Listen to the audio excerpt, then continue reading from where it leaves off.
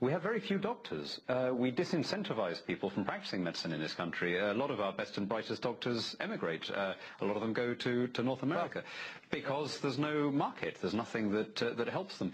And of course, the government for a long time would always say, well, we can just make this work a little bit more if we spend more. So the current government has almost increased by about 80% spending on healthcare. But of course, as long as you have a socialist system, no amount of extra spending is going to rescue it. And so there was an absolutely neat example of the unplanned consequences of socialism. The government decreed centrally that all general practitioners were going to get a big pay rise. Well, doctors are human beings. They understandably started working shorter hours. Yeah. So the effect of this massive injection of government cash wasn't just to be useless, it actually made it worse. Those are the comments of the British member of European Parliament, Dan Hannan, not to be confused with the man who's interviewing him, Hannity, on Fox. Tony Benn, your response? Well, I just don't recognize it as the health service that I know and use. I mean, the number of doctors has doubled, the waiting list is down to very little for people, and talk to anyone in Britain who's used the health service. I must say I have one suspicion. I don't believe that man has ever used the National Health Service. He uses private health insurance. Nobody who uses the health service, as all my family have done, have ever had a criticism of that character. And you see, I suppose it's really basically a question of, do you regard the health of the nation as a national interest? Now, in the United States, taxpayers pay for the education of children. Does that make it socialized education? The police are paid for by the taxpayers. Does that make it a socialized police force?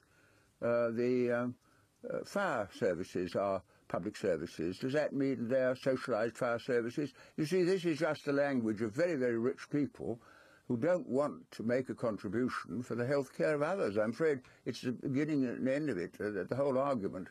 And the Member of Parliament you quoted has been denounced by his own leader.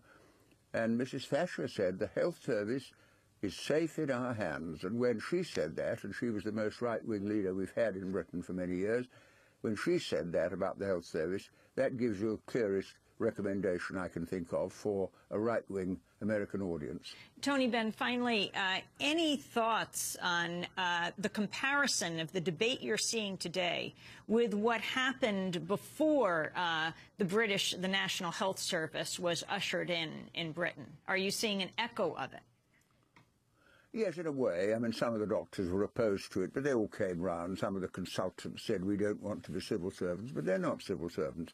You had a little bit of it, but I tell you what really changed it, and takes you back to the 1930s. We had mass unemployment, as you did in the United States, and I was a pilot in the Royal Air Force in the war, and we were discussing on a troop ship coming home once how we would deal with the problems of unemployment. And one lad got up and he said something I've never forgotten. He said, in the 1930s we had mass unemployment, but we don't have unemployment when we're killing Germans.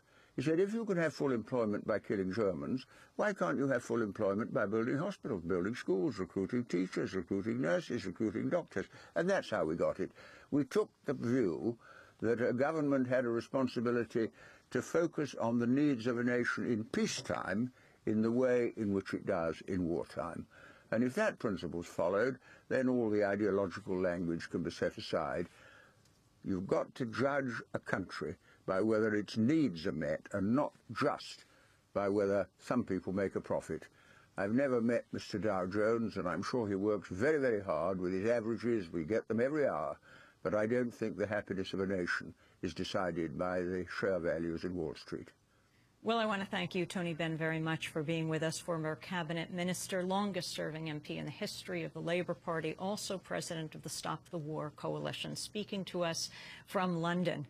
As we wrap our British segment before we move on to Canada's healthcare system, by repeating that story that many Britons were surprised to read a recent editorial in the American newspaper Investor's Business Daily. The editorial stated, people such as Scientist Stephen Hawking wouldn't have a chance in the UK, where the National Health Service would say the life of this brilliant man, because of his physical handicaps, is essentially worthless. Well, Hawking was in fact born in Britain and has lived there his whole life. The newspaper was forced to run a correction. Hawking said, "I wouldn't be here today if it were not for the NHS." That's the National Health Service of Britain.